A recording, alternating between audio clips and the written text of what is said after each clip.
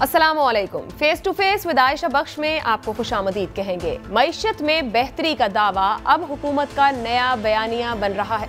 तमाम वज़रा और वज़ीर आज़म शरह नमू में अचानक और खुशगवार इजाफे का हवाला दे रहे हैं। अपोजिशन इन आदादो शुमार को नहीं मान रही। इस दावे और रद्द दावा से कतई नज़र अगर माशी नमू है भी तो क्या वो ऐसे सियासी अदम इस्तेहकाम के माहौल में पनप सकती है?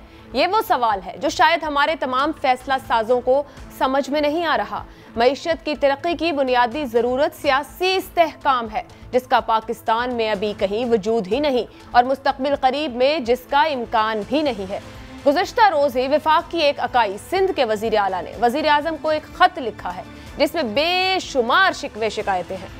दूसरी तरफ हुकूमत अभी तक इस पछतावे के एहसास से बाहर ही नहीं निकल पा रही जो मियां नवाज शरीफ के बाहर जाने से उन्हें लाहक हुआ, और ये खुशी है कि उन्होंने शहबाज शरीफ को रोक लिया।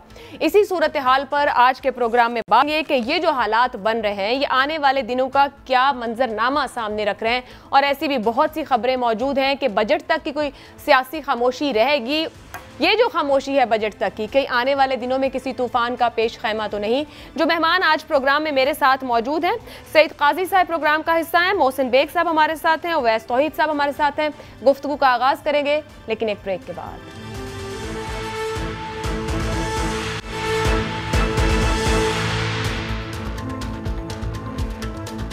प्रोग्राम में आपको खुशामदीद कहेंगे। मोहसिन बेग साहब, गुफ्तगू का आगाज आपसे कर लेते हैं। ये बजट तक की खामोशी है, सियासी खामोशी है, उसके बाद का इंतजार है, फिर बाहम जो ग्रोह हैं वो मुतसादिम हो जाएंगे। क्या सूरत हाल है? इस्लामाबाद में खबरें किस किस्म की हैं? वजीर आजम आसाब की जंग लड़ रहे हैं, कोई बड़ा सरप्राइज दे सकते हैं, कुछ तरीन साहब के फैक्टर की बड़ी बात की जा रही है, वहां भी कदरे खामोशी है देखा जा रहा है। फिलहाल क्या चालों को बिछाया जा रहा है इस्लामाबाद में या फिर अमन हो चुका है मुकम्मल तौर पर? बहुत शुक्रिया जी। बेसिकली अमन तो नजर नहीं आ रहा, अलबत्ता जो गॉसिप चल रहा है कैपिटल में वो तो यही है कि तरीन ग्रुप नेचुरली आज ये भी खबर थी कि उनका केस जो है वो FIA से लेके शायद नैब को दे रहे हैं। तो तरीन ग्रुप आई डोंट नो क्या सोच रहा है क्या नहीं सोच रहा। बजट तो मेरे ख्याल में ये रोड के पास करवा ही लेंगे, लेकिन उसके बाद जो आपका क्वेश्चन था, नेचुरली हालात जो हैं वो तेजी से बदलेंगे, इसमें कोई शक नहीं है। पॉलिटिकली इंस्टेबिलिटी है और ऐसे हालात में कभी भी कुछ हो सकता है। आया वो पार्लियामेंट के अंदर होता है, अपोजिशन इकट्ठी होती है, टफ टाइम देती है, क्या करती है, या तरीन ग्रुप कोई ऐसा रोल प्ले करता है जो कि मैं समझ रहा हूँ कि शायद वो करेंगे रोल प्ले। तो ऐसे हालात में प्राइम मिनिस्टर साहब और गवर्नमेंट जो है वो बिल्कुल लड़ाई के मूड में है, वो किसी को भी स्पेयर नहीं करना चाह रहे। उस लिहाज से पॉलिटिकल स्टेबिलिटी नहीं आ सकती। अब ये अपोजिशन को तो बिल्कुल ही उनसे तो बात ही नहीं करना चाहते। तो मैं समझता हूँ कि ये लड़ाई वाला माहौल है वो कंट्री को, उसकी मईशत को, जो कि नंबर्स इन्होंने दिए हैं वो तो बड़े हैरानकुन हैं। साहब मईशत की तरफ आते हैं, मगर आप खुद कह रहे हैं कि तरीन फैक्टर इज मच इंपॉर्टेंट और खास तौर पे बजट के बाद। अब ऐसे में दो बातें बनती हैं। एक तो इसके ऊपर भी बड़ी खबर आ रही है, निकल रही है वहां से कि वजीर आजम साहब ने भी अपने कार्ड सारे खोल के सीने के साथ यूं लगा रखे हैं, नजर उनकी तमाम मामलात पर है, वो भी कोई सरप्राइज दे सकते हैं। मगर तरीन साहब और उनका ग्रुप आखिर किस बात के इंतजार कर रहा है? देखिए, कुछ कुव्वतें ऐसी हैं जो बिहाइंड द सीन काम करती हैं, उनका अप्रूवल, उनकी इजाजत, उनकी मुशावरत बड़ी जरूरी है। आया वो न्यूट्रल रहते हैं और पॉलिटिकली चीज़ों को पॉलिटिशियंस को हैंडल करने देते हैं, जो कि आज तक तो हमने देखा नहीं है। लेकिन तरीन ग्रुप भी उससे कोई मुख्तलिफ नहीं है। वो भी चाहेंगे कि ऊपर से उनको इजाज़त मिल जाए। नेचुरली ये साल अगला साल जो है वो ऑलमोस्ट इलेक्शन शुरू हो जाएगा एंड में, तो उसमें उनको भी देखना है कि हमने किस तरीके से, और उनके जो MPs हैं वो समझते हैं कि पंजाब में जिस किस्म की गवर्नेंस बुज़दार साहब ने दी या ओवरऑल PTI गवर्नमेंट ने दी है, उससे तो उनका मुस्तकबिल पॉलिटिक्स में थोड़ा सा मशकूक लग रहा है। तो वो भी चाहते हैं कि हम एज ए ब्लॉक किसी जगह जाते हैं, किसी और पार्टी में जाते हैं, अपना पॉलिटिकल कैरियर सिक्योर करते हैं, क्योंकि वापस हल्के में जाना, कॉन्स्टिट्यूंसी में जाना, इन हालात के साथ, इस महंगाई के साथ, अनएम्प्लॉयमेंट के साथ, इन सारी चीजों के साथ बड़ा मुश्किल है पॉलिटिशियंस के लिए कि वो अपने कॉन्स्टिट्यूंसी में वापस जाए वोट मांगे, ठीक है। तो उस हालात वो लोग कोई ना कोई डिसीजन डेफिनेटली जरूर करेंगे और वो इंतजार करेंगे कि गवर्नमेंट क्या करती है उनके साथ। सईद काजी साहब, ये जो बात यहाँ बेग साहब ने की है, इजाजत दरकार है जब हम 3 फैक्टर की बात कर रहे हैं और एक तारीख भी हमारी है, और 2 दिन पहले वजीर आजम इमरान खान ने कहा भी कि ये राब्ते कर रहे हैं या मुलाकातें हैं या जो भी है, उन्हें कह रहे हैं इस हुकूमत को भेजो। अगर बजट के बाद प्राइम मिनिस्टर इमरान खान भी उस चौमुखी लड़ाई का इशारा दे देते हैं तो अंजाम क्या होगा? एक जानिब शहबाज शरीफ साहब ग्राउंड में है, पीपल्स पार्टी उनके पीछे कतार बनाने को खड़ी है, तरीन ग्रुप अपनी जगह डटा हुआ है। इस सूरत हाल में मुक्तदरा क्या सोचेगी? इधर आप सुने सिंध और वफाक आपस में लड़ने को तैयार हैं, ये तो मैदान सजा के सारे बैठे हैं, कोई और काम ही नहीं इनको। लेकिन कोई किसी के पीछे नहीं खड़ा हुआ। खुद आपने ये जो चंद दिन पहले मीटिंग की लीक हुई है, जो नवाज शरीफ साहब को उनके अपने MNAs ने क्या कहा है, उन्होंने कहा कि हुजूर हम अपोजिशन की पार्टी नहीं है, हम बाहर नहीं बैठ सकते इतना लंबा, ये लड़ाई बड़ाई आप बंद करें। मैंने नहीं, कई और लोगों ने रिपोर्ट की है और उसकी कोई तरदीद भी नहीं आई, तो कोई किसी के पीछे नहीं खड़ा हुआ। इमरान खान ने लड़ाई खुली शुरू कर दी है भाई, उसने अपने लोगों को भी जो है वो उनको सामने आ गया कि भाई मेरी गवर्नमेंट जाती है तो जाए।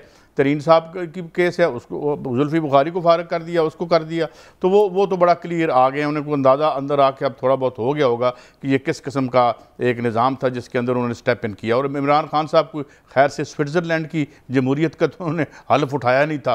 ये जो जमहूरियत थी, मुझे बताएं ना, ये इसमें कौन से क्या अदारे थे? माशाल्लाह आपके पहले जो थे कमर ज़मान चौधरी साहब ने बिल्कुल यहाँ से करप्शन ख़त्म कर दी थी। मतलब जो कोई मेरिट था, मेरिट सिर्फ ये था कि बूट पालिशिया कौन है, तो ये सारा जब तो सर अब क्या बदल गया है? ये यही तो वादा करके आए थे कि हम ठीक करेंगे, तरीकाकार है, टीम है 200 बंदों की। यार एक देखे ना, बदलने की आप बात करते हैं। एक निजाम है जो कंटिन्यू कर रहा है, एक इंतहाई वीक सरमायादाराना मुल्क है जिस पर कब्जा जो है आलमी मालियाती इदारों का है, जो बचा कुछ है वो इशराफिया के कब्जे में है। ऊपर ये सियासत खेल रहे हैं, अपने पर्चों से जान छुड़ाना चाहते हैं, अपने जो है खाने पीने के सिलसिले को कंटिन्यू करना चाहते हैं। तो इसमें कौन सा में आइंस्टाइन होने की जरूरत है? हाँ, खान को जो है ही इज अ न्यू एंट्रेंट, उसको अंदाजा नहीं था कि अंदर आगे ये क्या होगा, उसके दाएं भी वही हैं, बाएं भी वही हैं। तो आप बड़ी अजीब सी बात कर रहे हैं कि उनको अंदाजा ही नहीं था। जो 22 साल से स्ट्रगल कर रहे हैं इस पूरे निजाम के खिलाफ, जो 22 साल से तैयारी कर रहे थे अपने 200 बंदों के साथ, क्या उनके साथ ये इशराफिया नहीं बैठी है? क्या उनके साथ ये जागीरदाराना सरमायादाराना निजाम के लोग नहीं बैठे? मैं बताता हूं, इमरान खान 17 साल की उम्र में सेलिब्रिटी बन गए थे। उनके कांटेक्ट में अगर सर जो 22 साल से हमें सियासत पढ़ा रहे हैं, जिसको लोग बिलीव कर रहे हैं, वो क्या है? या तो वो आई वॉश था या ये आई वॉश है। I am no spokesperson for Imran Khan, I did not vote for him and I will never vote for him. मैं आपको ना एनालिसिस दे रहा हूं। खान साहब को अब पता चला है कि यहाँ कोई सर्जरी नहीं हो सकती काले धन की, उसको सफेद से अलग करने की। आप मायूस हो गए? देखो, जुल्फकार अली भुट्टो को कहा था डॉक्टर महबूबुल हक ने कि तुम लेफ्ट विंग रिफॉर्मिज्म नहीं कर सकते, इसका तुम इसका नॉर्वे वो नहीं बना सकते, इसका तुम जो है वो जो ये जो स्वीडन ये नहीं बन सकता यहाँ पे। इसी तरह हमने 2013 में कहा था कि हजूर आपका राइट विंग रिफॉर्मिज्म भी नहीं होगा, या इस काले धन पे एक इस तरह क्रॉस लगाना पड़ेगा या इसके साथ रहना पड़ेगा। अब हुआ क्या है, अंदर आके वो उसकी एक बात तो मानो, बंदा उसका था, गवर्नमेंट जाती है जाए, बजट पूरा होता है नहीं होता, इनके मुंह से नकाब छीन के इनके असली चेहरे हमें दिखा दिए। अब रह गई अपोजिशन से क्या बात करें? अपोजिशन से यही बात हो सकती है यार, असि अगर थोड़े जे पैसे खा लेने, साड़ी टीटियां हैं ने, सन माफी दे दो। और क्यों मेरे हकूक के लिए लड़ रही है? MQM हो, मुस्लिम लीग नून हो, पीपल्स पार्टी हो या इवन PTI हो, मेरे हकूक के लिए कोई लड़ रहा है? कौन लड़ रहा है आवाम के? वो लड़ तो इसलिए रहे हैं कि यार साढ़े पर्चे खत्म करो। देखें हुआ क्या है, आपके रियासती इदारों को टेक ओवर कर लिया इन्होंने। एक तरफ तो इन्होंने यहाँ की जो ये प्राइवेटाइजेशन के जरिए मैशत पे कब्जा कर लिया, उस कब्जा एक्सटेंड हो गया आपकी पार्लियामान तक। अब आप जिस बंदे को हाथ डालेंगे वो कहेगा मैं तेरा बजट ही नहीं पास होने देना। ये हो रहा है यहाँ पे। उसमें खान जो है वो बड़ा लीथल हो गया, उसने कहा यार मैंने कट दो। 2 दफा तो वो एस्टैब्लिशमेंट से कह दिया रखना है तो रखो, निकालना है तो निकाल दो। मगर सवाल ये है कि the only contribution that he has made to our history, मैं जो समझता हूं वो ये है कि ढक्कन उठा के इनके असल चेहरे बताए इनको कि ये कौन लोग थे, ये जो शुरफा बने हुए थे, ये सीरियल मनी लॉन्ड्रर थे, ये डकैत थे, ये उसने बता दिया है। अब वो उससे पकड़े नहीं जाएंगे। बस फिर एक ऑपोजिशन तनकीद तो करती है ना कि साहब एक साथ जो आपके साथ बैठे उन पे बात नहीं, जो ऑपोजिशन सारे का सारा निजाम कंप्रोमाइज्ड है। Very good. कोई नहीं चाहता कि करप्ट आदमी अंदर जाए, क्योंकि क्या कहा था खाकान अब्बासी ने, और अगर आप इस तरह एहतसाब करोगे तो सारी असेंबली अंदर चली जाएगी। वो कह रहे हैं कि रहने दो, तो फैसला कारी लेना एक बारी। गुफ्तगू आगे बढ़ाते हुए अवैस तौहीद साहब, ये जो ऑपोजिशन के बारे में आज वजीर दाखिला साहब ने फरमाया है नालायक, निकम्मी, निकट्ठू, बेकार, थकी ऑपोजिशन है, तो एक 3 साल का एहतसाब था, क्या उस छलनी से गुजार लिया है इस ऑपोजिशन को? या फिर जो इमरान खान है, जो काई साहब बात कर रहे हैं, जो बेग साहब कर रहे हैं कि इस्लामाबाद में आने वाले दिनों में बजट के बाद बहुत कुछ मुमकिनात है जिन पर बात हो रही है, और एक नहीं 3-4 जगह पर अपनी अपनी बिसात बिछा दी गई है बेहतर बारगेन के लिए। आप क्या कहते हैं? देखिए आयशा, मैं समझता हूँ कि जो इमरान खान साहब की हुकूमत है, क्या इसने मायूस नहीं किया? अपनी सफ़ों में भी उनकी मायूसी फैली, बिल्कुल फैली। क्या जो जिम्मेदार हल्के थे उनमें ये बात कोई तशवीश की थी या अभी भी है कि इनकी कारकर्दगी जो है उस पाए की नहीं रही, या जो इन्होंने वादे वईद किए थे वो पूरे नहीं किए? उसका अंदाज़ा आप ये लगा लीजिए, इनकी कैबिनेट को देख लें और इनका अंदाज़ा लगा लें कि कितने इंफॉर्मेशन मिनिस्टर्स बदल गए हैं, कितने फाइनेंस मिनिस्टर्स बदल गए हैं। अगर मईशत में जो $200 बिलियन लेकर आ रहे थे, पावर पॉइंट प्रेजेंटेशन पर पाकिस्तान की हालत दुरुस्त करना अलग बात है, और इक़्तिदार में आके पाकिस्तान की हालत को और उसमें बुनियादी तब्दीलियां लेकर आने का बगैर कंप्रोमाइज़ के, वो एक अलहदा सूरत हाल है। तो मैं समझता हूँ कि बहुत ज़्यादा कंप्रोमाइज़ किए हैं। ये मुझे बताएं कि MQM क्या इनका नेचुरल इत्तेहादी है? बिल्कुल नहीं है। किसकी हिमायत पे खड़ा है? सबको पता है। चौधरी बरादरान की पार्टी किसकी हिमायत पे खड़ी है? सबको पता है। पंजाब के अंदर लोकल बॉडीज जो इनके इंटीग्रल पार्ट जो था इनके विजन का, वो क्यों नहीं कर पा रहे? इसी समझौतों की बुनियाद पे नहीं कर रहे। जब आप समझौते भी कर रहे हैं, रिवायती सियासत भी कर रहे हैं, तो फिर अपोजिशन और आप में कितना फर्क रह जाएगा? सिर्फ ये फर्क रह जाए कि उन्होंने 3 दफा हुकूमतें की हैं और आपने अभी इक़्तिदार में आए हैं। आप मुझे बताइए कितने लोग इनके मुबैना तौर पे करप्शन में लोग फारिग हुए हैं? आमिर कियानी साहब का स्कैंडल आया अद्वियात की। ओवैस तोइब साहब, माजरत के साथ कि आपको इंटरप्ट कर रही हूँ, कता कलामी की माजरत, मगर एक क्रेडिट लेती है ये गवर्नमेंट के, पहले माजी की हुकूमतों ने अपने ही वुज़रा को इस तरह से कटहरे में या उनकी इंक्वायरीज या उनको खोल के नहीं रखा है। कम से कम ये हुकूमत कहती है कि ये हमारा क्रेडिट है कि जो जो मामला आया, स्कैंडल आया, हमने उस पर इंक्वायरी करा ली है। लेकिन एक ये भी तो बात आ रही है ना कि आपके अपने सफों में ऐसे लोग हैं जो करप्शन के अंदर है। आपने तो कहा था कि साफ सुथरे लोग लेकर आएंगे। अब देखें, जहांगीर तरीन साहब एक ग्रुप लेके अलग बैठ गए हैं, और आमिर कियानी साहब है, नदीम बाबर साहब का पता नहीं चल रहा कि वो है कहाँ। फिर अभी जुल्फ़िकार बुखारी साहब का मुबैना स्कैंडल सामने आया। तो एक दर पे दर जो है वो स्कैंडल्स आपके सामने आ रहे हैं, परफॉर्मेंस अलग नहीं हो रही, इन्फ्लेशन रेट जो है बढ़ रहा है। ठीक है, कोविड इकोनॉमी है, नवाज शरीफ की हुकूमत ने कोई बहुत अच्छा हाल नहीं छोड़ा था, पीपल्स पार्टी की हुकूमत ने कोई बहुत बुरा हाल किया था, लेकिन अब इनकी 3 साल बाद परफॉर्मेंस किया। मैं समझता हूँ आयशा कि इस वक्त जो भी आप सियासी जोड़ तोड़ देख रही हैं, जो भी, चाहे वो हुक्मरान जमात की सफों में हो, चाहे अपोजिशन जमातों की हो, जरदारी साहब की चालें हो, नवाज शरीफ साहब की खामोशी हो, मरियम साहिबा के कभी कभार चीखो पुकार हो, या फिर शायद काकान अब्बासी का जो है वो इल्जामात भरे बयानात हो, ये सब फ्यूचर के 2023 के इंतखाबात के लिए हैं। मैं नहीं समझता कि हुकूमत फारिग हो रही है। मैं नहीं समझता कि इमरान खान साहब असम्बलियों को फारिग कर देंगे। उनको प्रूव करके फिर जाना है, बगैर चार्जशीट, बगैर साफ सुथरी रख के कैसे वो वापस आएंगे इख्तिदार में? और PTI का उनके बगैर मुस्तकबिल है क्या? अगर इमरान खान साहब के फेलियर होते हैं तो कौन लीड करेगा? ये तो आपस में एक दूसरे के इतने ग्रुपबाजी है। इसी वजह से तो बुज़दार चीफ मिनिस्टर बने हुए हैं। तो आप ख्वाहिशात देखें किस किस की ख्वाहिशात है। अलीम खान साहब का ग्रुप, जहांगीर तरीन साहब का ग्रुप, शाहमूद कुरैशी साहब का ग्रुप, अंदर कैबिनेट के अंदर ग्रुप, पुरानी मुशर्रफ सर फिर इसको एक और जाविये से भी रख के देखें ना वैस तोइब साहब, इसको एक और जाविये से भी रखें। जब वजीर आजम भी ये बात कहे कि फौज को साथ मिलाने की कोशिश है, हुकूमत भेजने की कोशिश है, इनके अंदर के मसाइल आप बता रहे हैं, कुछ और तरह के मसाइल हैं। हमारी जो पॉलिसीज है, खारजा पॉलिसीज, वहां पर पॉपुलर सेंटिमेंट के साथ जाना चाह रहे हैं इमरान खान साहब, स्टेट कुछ और चाह रही है। इस पूरी सूरत हाल में क्या इमरान खान साहब इतने प्रेशर्स में हैं कि वो चाहते हैं कि वो ये जाएं, या कोई खुदा न खास्ता ऐसी सूरत हाल बने तो वो एक मजलूम की सूरत में जाएं? मतलब है अगर मामला ऐसे बनते हैं तो एक मजलूम की सूरत में अवाम के पास जाएं कि मैं तो फंसा हुआ था, मेरे पास 2/3 मेजॉरिटी नहीं थी, मैं अपने फैसले नहीं ले सका, मैं इस निज़ाम से लड़ नहीं सका, अब मुझे इतना वोट दें कि मैं उस जगह खड़ा हूं कि मैं आपको वो निज़ाम ला के दे सकूं।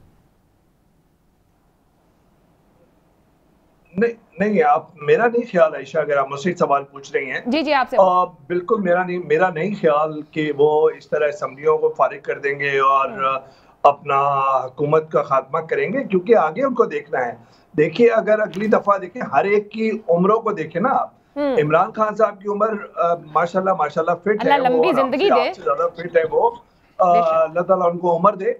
लेकिन जब 2028 के इंतखाबात पर अगर नजरें हों तो आप अंदाजा लगाइए कि उसके बाद उम्र कितनी होगी, 78 साल। और फिर खुद इनके आप देख लीजिए दूसरे जो लीडर्स हैं, मैं समझता हूँ कि 2023 के इंतखाबात है, इमरान खान साहब की जो तवक्कुआत हैं वो नहीं पूरी हो पा रही उनके काबीना के लोगों के जरिए। जो मुझे लगता है आयशा कि ये जो बयान है वो सिर्फ बयान ये है कि शरीफ खानदान या नून लीग जो पंजाब में जिसको इख्तलाफ और इत्तफाक हो इस बात से, वो अलहदा बात है उनकी सियासत से, लेकिन उनका वोट बैंक इंटैक्ट है। और शरीफ खानदान की सियासत में क्या ठीक है और शरीफ साहब एस्टैब्लिशमेंट के और सईद काई साहब तो कह रहे हैं कि उन्होंने बयानिया ले लिया है मुफाहिमत का।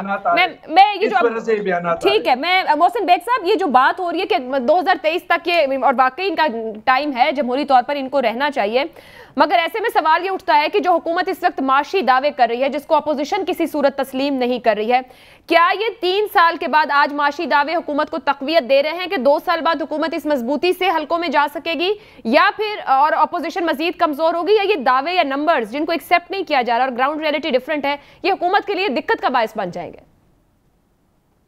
बहुत शुक्रिया आयशा। बेसिकली देखना यह है कि पाकिस्तान अनफॉर्चुनेटली हम कोई लीडर पैदा नहीं कर सके आफ्टर कायदे आज़म जो इस नेशन को लीड करता।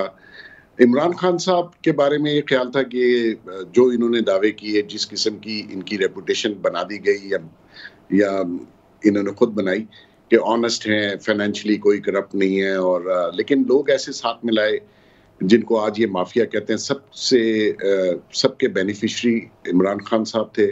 और फिर आके ये प्रूव हुआ कि ये गवर्नेंस नहीं कर पाए, और अपनी देखें इनकी अपनी पार्टी है पीटीआई, ये उसको इंटैक्ट नहीं रख पाए, क्योंकि जो पार्टी इक़्तिदार में होती है वो तो बिखरती नहीं है इस तरीके से, उसमें ग्रुप बंदियां इस तरीके से नहीं होती जिस तरीके से ये हुई।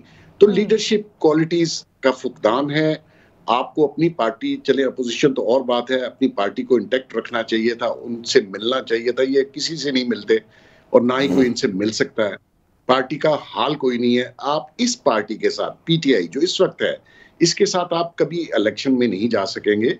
और आप भी देखिएगा कि अगर यही हालात पीटीआई के रहे तो ये बहुत ही मायूस कुन होंगे। अब आ जाते हैं दूसरी बात पे, ये फिर कहीं काफ लीग की तरह किंग्स पार्टी की सूरत तो नहीं इख्तियार कर जाएगी, क्योंकि जो अवैस तौहीद साहब भी बात उठा रहे थे, अगर थोड़ा उस तरफ से भी इसको देखें। आयशा एक बात ध्यान में रखिएगा कि अगर इस दफा भी इलेक्शन मनूवर किए गए तो शायद फिर ये आखिरी इलेक्शन होंगे 2023 के, इसके बाद शायद पाकिस्तान में इलेक्शन नहीं हो पाएंगे। और अभी आज़ाद कश्मीर के इलेक्शन भी हैं जिसको मनूवर करने की कोशिश की जा रही है, गिलगित बल्तिस्तान में भी ये किया। मैं ये समझता हूँ कि ये चीज़ें बंद होनी चाहिए और पॉलिटिशियंस और पॉलिटिकल पार्टीज को इनके ओन पे छोड़ देना चाहिए।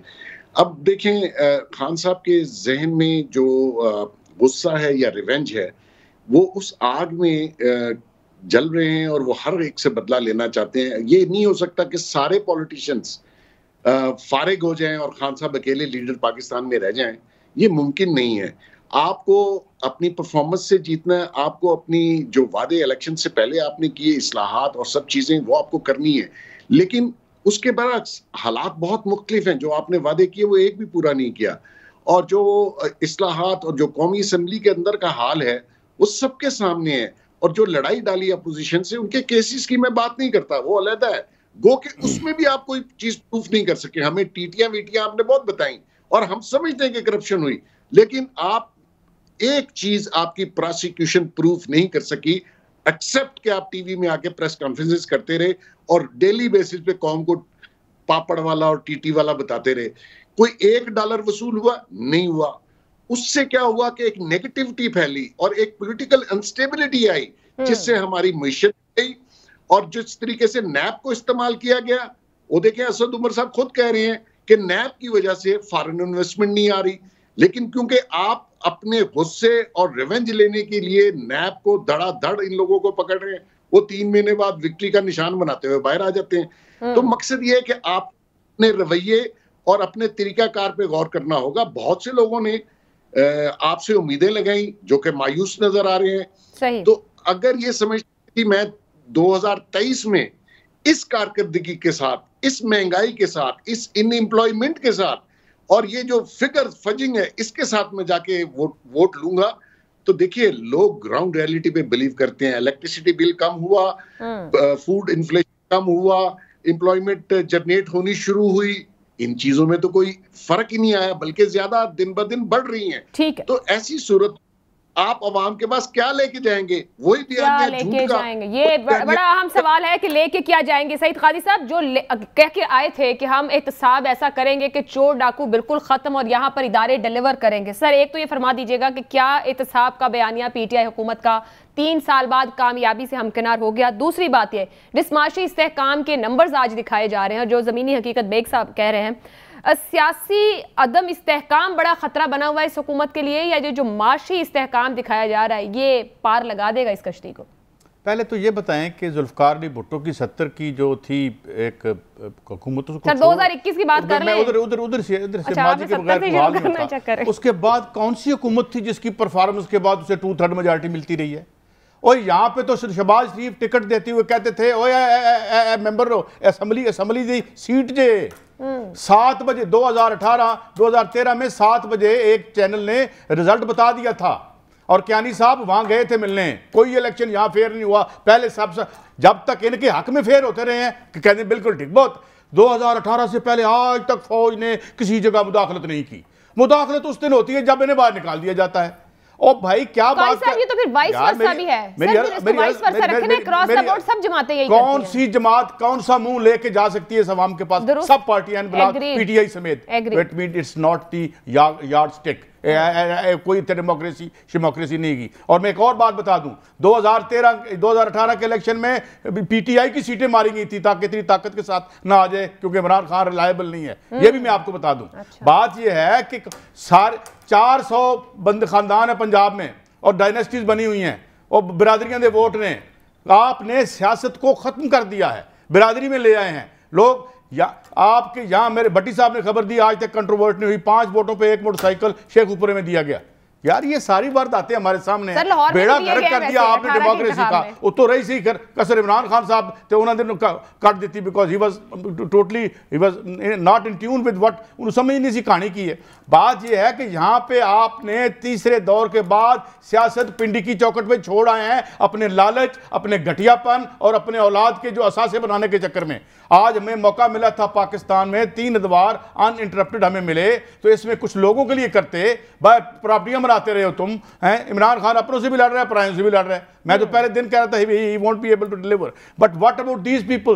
डू यू थिंक कहानी पीछे जाएगी, इनकी तरफ जाएगी? कहानी किधर जाएगी सर? फिर कहानी आगे जानी है। सियासतदान के पास अगर कोई क्रेडिबिलिटी नहीं बच गई है इमरान खान से, मैं दो बातें नहीं होगा निजाम, 2 बातें बता दूं फिर बात खत्म करता हूं। इमरान खान से ना डरे, उससे डरे जो बाद में आएगा, इसके एक बात। और दूसरी बात, एमजे अकबर को बाद में कौन आएगा? जो भी आएगा, मैं बात एमजे अकबर को कहा गया कि यार 7% ग्रोथ रेट है हमारा।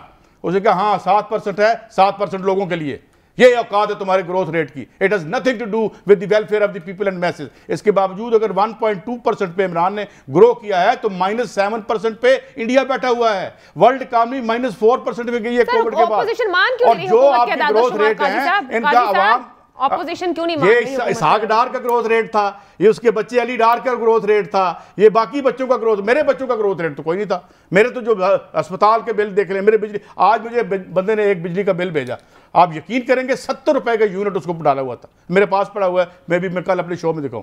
मैं सिर्फ ये कह रहा हूं कि इनमें से कोई भी कंडोन करने के काबिल नहीं है और हमें खौफजदा करते हैं और फिर वो फ्रांस को, लाहौर को फ्रांस बना देंगे और इन्होंने फ्रांस भेजो, फ्रांस का लाहौर बना देंगे। ब्रेक लेने दें फॉर हेवन्स सेक यार, कोई इन्होंने बर्बाद कर दिया इस मुल्क की सियासत को। और उससे कैसे किया है? अपने 2-2 टक्के के मफादात के लिए आज फिर लाइन लगा के खड़े हैं। और मैं एक बात और कह दूं, जो मीटिंग हुई है ना, उस मीटिंग में मुस्लिम लीग नून के अरकान असेंबली ने मियां साहब से कहा है कि हुजूर हम नहीं वापस जा सकते असेंबलियों में लोगों से वोट लेने, अगर आप इनसे लड़ते रहेंगे तो हमें पटवारी चाहिए, हमें थानेदार चाहिए। ये रस्सागिरों के इलेक्शन है, कब्जे ग्रुपों के इलेक्शन है, नजायज फरोशों के इलेक्शन है। यहाँ किधर है आवाम? इसलिए इंडिया में जब इलेक्शन होता है ना तो शराब का ट्रक भर के ले आते हैं।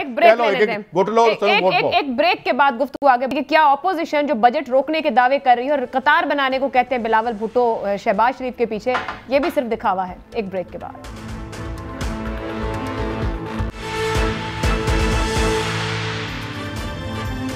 प्रोग्राम में आपको एक बार फिर खुशामदीद कहेंगे। अवैस तौहीद साहब, एक तरफ बिलावल भुट्टो कह रहे हैं कि आप शहबाज शरीफ साहब मेरे MNAs आपके पीछे खड़े, आप बजट रोकें। उधर सिंध की तरफ से विफाक से शदीद खफगी का इजहार PSDP पर भी किया जा रहा है। ये मामलात दाखिली तौर पर पॉलिटिक्स के टेम्परेचर को नीचे लाते नजर आते हैं या मामलात को डाइवर्ट करने की कोशिश हो रही है अपोजिशन की तरफ से कि हम हैं भी और हम नहीं भी हैं? ऐसे देखिए, पीपल्स पार्टी की जो पॉलिटिक्स है वो अब बिल्कुल ही उसने एक बिल्कुल ही मुख्तलिफ रास्ता इख्तियार किया हुआ है। और वो PDM की टूट फूट के बाद और फिर साजिद सजरानी साहब के हाथों सियासी बैत दिलवाने के गिलानी साहब को मामलात कुछ डिफरेंट हो गए हैं। जरदारी साहब बैकडोर या बैक चैनल जो उनकी सियासत है उसी को अपना रखना चाहते हैं। पीपल्स पार्टी की मेन करैक्टरिस्टिक और मज़ाहमत की सियासत पे अब पाकिस्तान पीपल्स पार्टी की सियासत नहीं लगती।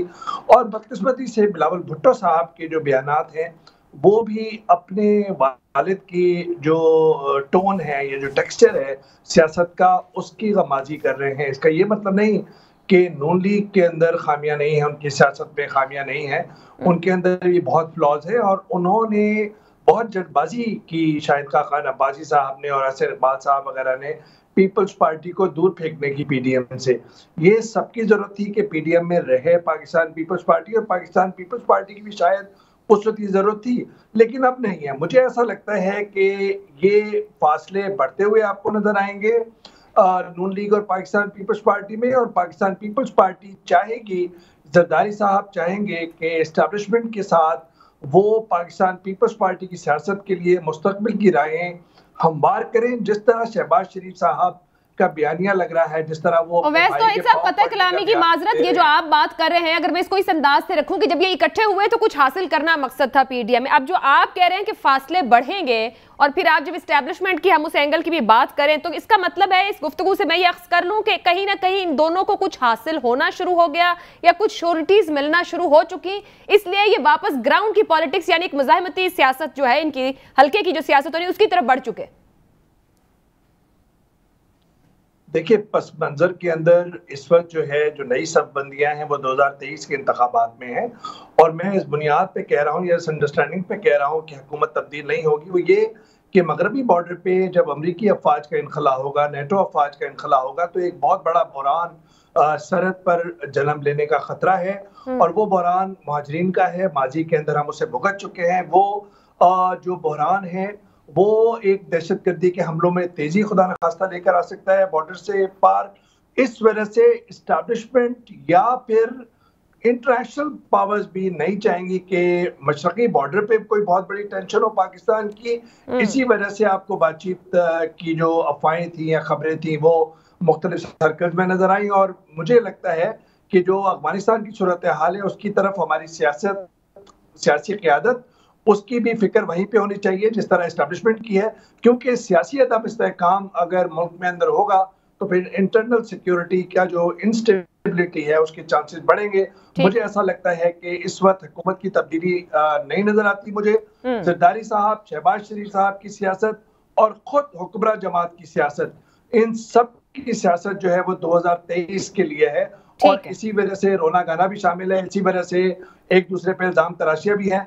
मैं समझता हूं कि आने वाले दिनों के लिए है। और इसी वजह से नून लीग और पाकिस्तान पीपल्स पार्टी की क़यादत समझती है कि इमरान खान साहब की हुकूमत को तब्दील नहीं होना चाहिए इस वक्त। उनकी परफॉर्मेंस की बुनियाद पे बकौल उनका ख्याल ये है, गुमान ये है कि वो इस परफॉर्मेंस के मलबे तले 2023 के इंतखाबात में कोई बहुत खातिर ख्वाह कामयाबी हासिल नहीं कर सकेंगे और उनके चांसेस कहीं ना कहीं बढ़ते हुए नजर आएंगे इक़्तिदार की तरफ। ठीक है मोहसिन बेग साहब, जो अवैस तौहीद साहब बात कर रहे हैं अफगानिस्तान का से जो अमरीकी इनखला है हमारे बजट के बाद का मामला, इस्लामाबाद को एक मुकम्मल यकसुई दरकार है जिसकी वो भी बात कर रहे हैं। क्या इस्लामाबाद में इस यकसुई के इम्कान और सलाहियत मौजूद है? आप समझते हैं कि सियासी इस्तेहकाम क्रिएट कर लिया जाएगा दाखिली तौर पर इन खारजी उमूर से निमटने को? मेरे ख्याल में तो जी पॉसिबल नहीं है, क्योंकि जिस तरीके से गवर्नमेंट ने शुरू दिन से बिहेवियर रखा अपोजिशन के साथ और इनसाइड पार्लियामेंट, और फिर इसी वजह से PDM भी बनी क्योंकि वो लोग पार्लियामान से निकल के बाहर आके उन्होंने सड़कों पे एहतजाज शुरू किया। नेचुरली हालात डेफिनेटली अफगानिस्तान की सूरत हाल जब बदलेगी तो उसका इफेक्ट नेबरिंग कंट्रीज में आएगा और उससे सबसे वनरेबल पाकिस्तान है और उसी के लिए सब लोग फिक्रमंद भी हैं कि उनके जाने के बाद, अमेरिका के जाने के बाद वहाँ हालात क्या बनते हैं। और ये भी आपने सुना होगा जो अफवाहें हैं कि जी हम लोग शायद कोई कंसेशन अमेरिकन को दे रहे हैं, मैं समझता हूँ नहीं दे रहे, लेकिन उसके जवाब में तालिबान ने भी जो कहा, इसी तरह बाकी इंटरनेशनल कम्युनिटी हमें ये भी कह रही है कि आप इंडिया के साथ रिलेशनशिप बेहतर कर लें और वो इंडिया को ये बावर भी कराना चाहते हैं कि पाकिस्तान से कुछ नहीं होगा। इंडिया को वो अमेरिका चाहता है कि वो उसको चाइना के सामने खड़ा किया जाए। तो रीजन में बहुत सारी चेंजेस हैं। हमारी एज ए पाकिस्तान जो स्ट्रेटेजिक पोजीशन है उसको वो बड़ी इम्पोर्टेंट है। हमें बहुत सोच समझ कर जो फ्यूचर प्लान करना चाहिए और उस सूरत में चाहे वो अपोजिशन को, देखिए अगर आप प्राइम मिनिस्टर ऑफ पाकिस्तान को ले जाके ब्रीफिंग देते हैं तो मैं समझता हूँ कि लीडर ऑफ अपोजिशन और जो गवर्नमेंट के बाकी जो अपोजिशन में बाकी लोग हैं उनको भी आप ब्रीफिंग दीजिए। ब्रीफिंग का बहुत फायदा होता है, लोग उस ब्रीफिंग को फॉलो करते हैं, बजाय इसके कि आप उनको बताई ना कि हो क्या रहा है, तो नेचुरली वहां से फिर क्वेश्चन उठेंगे और ये हमेशा से हुआ और मैं समझता हूँ ये गलत है।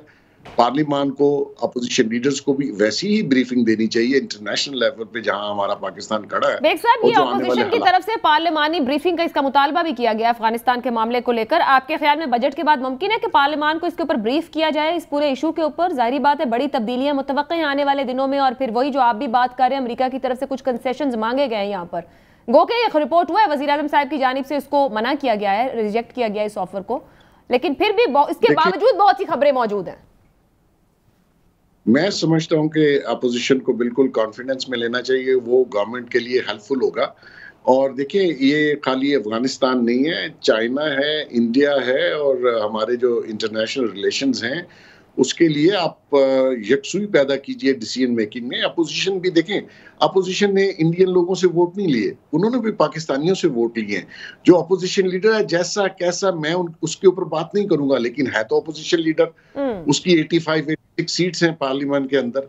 तो ऐसी सूरत में बिल्कुल रद्द कर देना कि ये चोर हैं, डाकू हैं, ठीक है वो उनके केसेस होंगे, वो अलहदा है, लेकिन आपने अमूर सल्तनत भी चलाना है, आपने आगे भी जाना है, आपने पूरी कौम को कॉन्फिडेंस में भी लेना। वो लोग वोट लेके आए हुए हैं, उनको साथ लेके चलिए, एक यूनिटी पैदा कीजिए। लेकिन क्योंकि वहां से बिहेवियर बहुत मुख्तलिफ है, वो आई डोंट नो उनके ज़हन में क्या बात ऐसी है कि वो अपोजिशन से बिल्कुल मतलब इतनी नफरत नहीं होनी चाहिए। ये आप डेमोक्रेट से आए हैं तो फिर आप उसको डेमोक्रेट तरीके से, जो कि काजी साहब ने कहा कि यहाँ कोई जमहूरियत नहीं, मैं बिलीव करता हूँ इन्होंने तो जमहूरियत शायद किसी और चीज का नाम रखा है जो आपको और मुझे और काजी साहब को नहीं पता।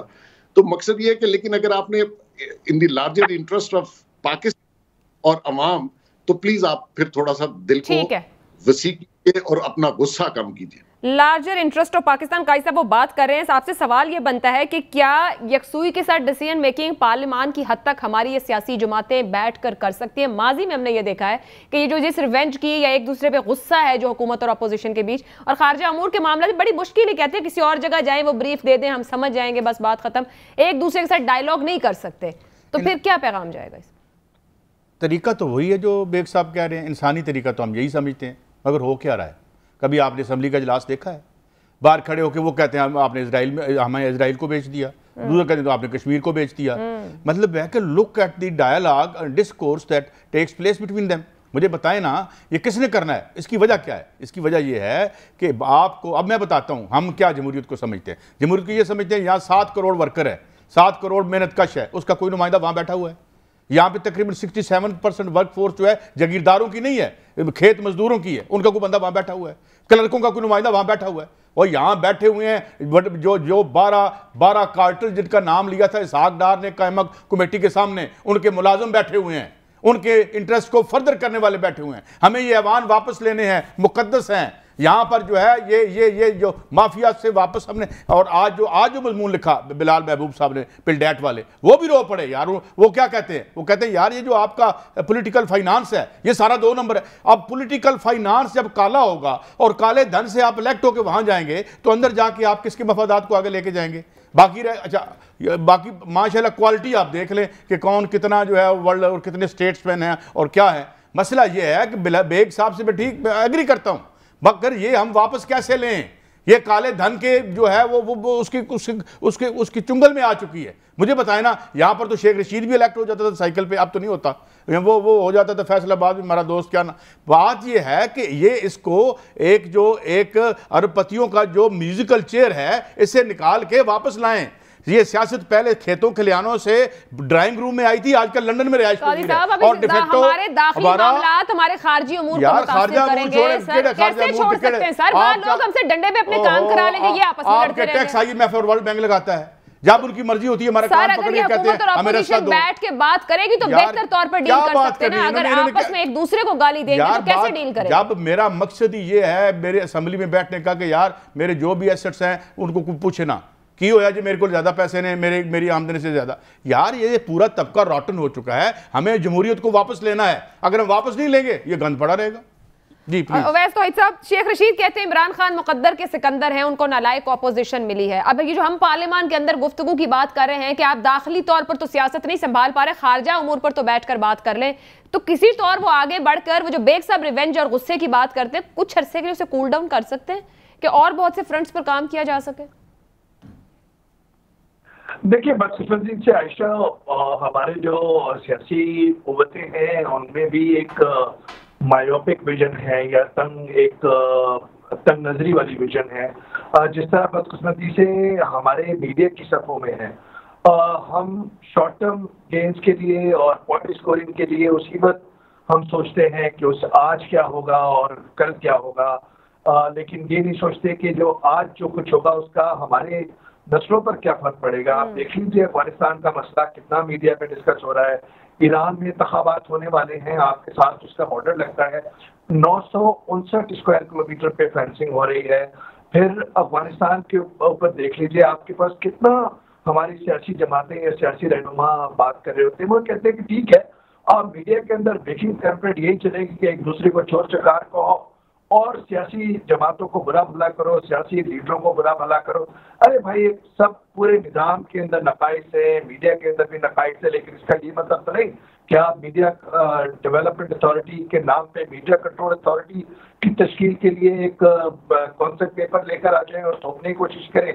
क्या यहाँ पे सियासी निज़ाम के अंदर नकाइस है, उसको दूर करने के लिए हमें काम करना चाहिए सियासी कुव्वतों को, या सियासी कल्चर पैदा करने के लिए करना चाहिए? इनके अंदर खुद जमहूरियत नहीं है इन सियासी जमातों में, उसको बेहतर करना चाहिए। ये ना कि तीसरी कुव्वत आ जाए और सारे जो सियासी जमातें हैं वो चोर हैं, लुटेरे हैं।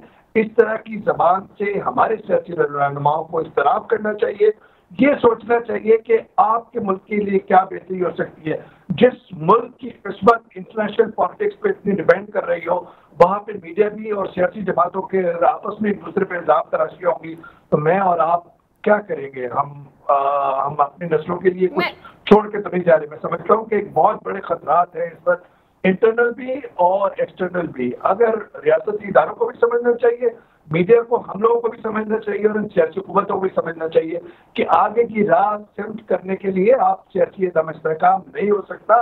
एक दूसरे की पॉइंट स्कोरिंग छोड़े, ऑर्डिनेंस की सियासत छोड़े, एक दूसरे के गिरबान पे हाथ डालना छोड़े और कानून साजी करके कहीं ना कहीं कंसेंसस लें। मैं मीडिया अथॉरिटी की आप बात कर रहे हैं, थोड़ी आपकी आवाज ब्रेक हो रही है, आपको दोबारा ले। सब मोहसिन बेग साहब, ये ऑर्डिनेंसेस बार बार जिसके ऊपर तनकीद हर तरफ से की गई और फिर हम वही बात कर रहे हैं कि क्यों नहीं बैठकर बेहतर कानून साजी की तरफ जाया जाए। मीडिया डेवलपमेंट अथॉरिटी के क़याम का जो चर्चा शुरू हुआ, इस पर भी बहुत से तहफ़्फ़ुज़ात, अभी अवैस साहब भी जैसे बात करें, कवानीन तो हमारे मुल्क में बहुत मौजूद हैं, कोई मामला देख लें उस पर कवानीन है, मसला अमल दरामद और फिर उसके बाद कानून के नीचे सजा का है अगर कहीं कुछ गलत है। ये फरमाइएगा कि जो इल्ज़ामात की सियासत जारी है, ये ऐसे ही चलता रहेगा मामला? यहाँ जितनी डिस्कशन हो रही है उसमें नतीजा नहीं है, क्योंकि कोई किनारा हाथ नहीं आता या कोई सिरा हाथ नहीं आता है। बिल्कुल, मेरे ख्याल में सूरत हाल तो ऐसी ही होगी फ्यूचर में भी, क्योंकि आप देख रहे हैं सारा दिन press conferences, counter press conferences होती रहती हैं। उसने ये कहा, उसने, आजकल मीडिया में हमारे पास यही रह गया है कि फलां का बयान आया और फिर दूसरे ने काउंटर बयान दिया, और कोई खबर जिसको आप कहते हैं वो नहीं है, और आवाम के लिए कोई अच्छी खबर भी नहीं है। लोग कंफ्यूज हैं, कोई उसको चोर कहता है, कोई उसके ब्लेम गेम। तो मैं समझता हूँ कि हमें इन चीज़ों से निकलना चाहिए और निकल के एक ठीक है, इमरान खान साहब इस वक्त गवर्नमेंट में हैं, वो अगर कोई अच्छा काम करते हैं तो हम अप्रिशिएट करेंगे, अगर वो झूठ पर मबनी को बयानियां देते हैं तो हमें क्रिटिसाइज करना है। ये नहीं हो सकता कि मीडिया को आप दबा दें और सच को बिल्कुल आवाम तक ना जाने दें। ये कभी पॉसिबल नहीं हुआ। कितने मार्शल्लाह के दौर आए हैं, फिर भी आवाज आवाम तक पहुंचती है और हमारा काम भी यही है।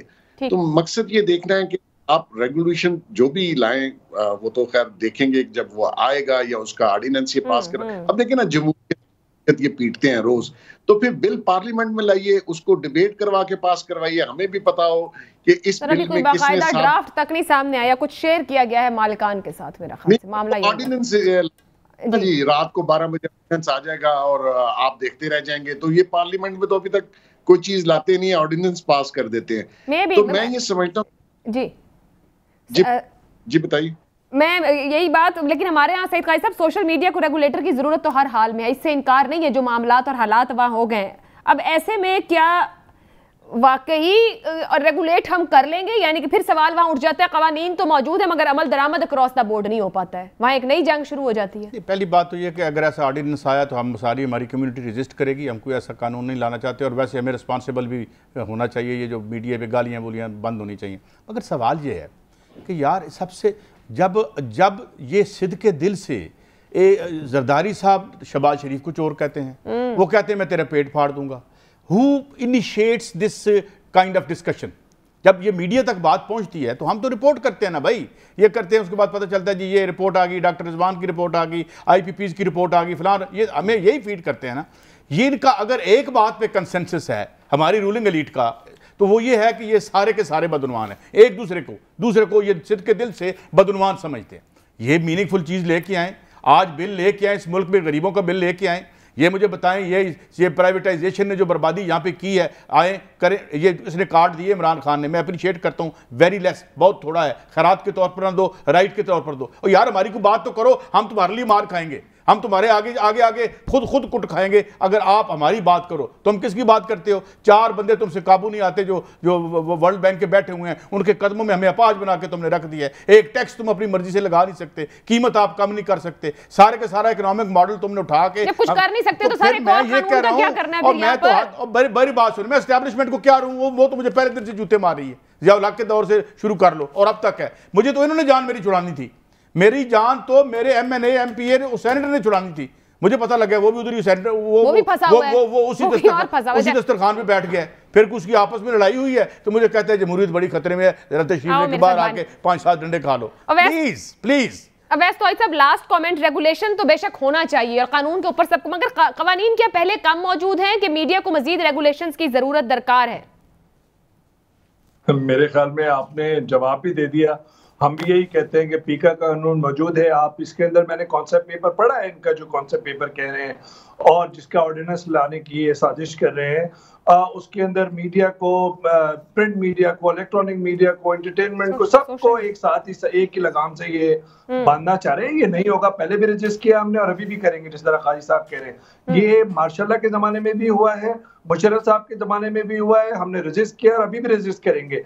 इस तरह की सियासी मुंतखब हुकूमतों में हाँ ये जरूर है कि हमें, हमारे दिल को ठेस पहुंचती है कि आपने किससे मशवरा किया, किससे सलाह की। पीका का कानून मौजूद है, 59 केसेस हुए, आप मुझे बताइए, एक जर्नलिस्ट को इन्होंने हथकड़ियां लगा दी, लेकिन क्या हुआ? वो इस जर्मनी में बैठा हुआ है। बात यह है कि आप जो है वो रेगुलेशन के नाम पर आप कंटेंट की रेगुलेशन कर रहे हैं। अगर उस कॉन्सेप्ट को कॉन्सेप्ट को पढ़े, ये बात करते हैं ऑफकैम की, जो रेगुलेटरी बॉडी है यूके की, अरे भाई उसके अंदर कंटेंट के ऊपर कंसेंसस होता है। जो मीडिया हाउसेस हैं वहाँ का मीडिया बहुत डेवलप है, आप यहाँ पे डेवलप करने के बजाय आप उसका पाबंदियों में लाने की कोशिश है। मैं बहुत बहुत शुक्रिया अदा करूंगी सर, पर वक्त खत्म हो गया। सईद काजी साहब, मोहसिन बेग साहब, अवैस तौहीद साहब, कवानीन हर तरह के इस मुल्क में मौजूद हैं। खुदारा मौसर अमल दरामद के लिए कोशिश और एफर्ट कीजिए। मुझे इजाजत दीजिए, अल्लाह हाफ़िज़।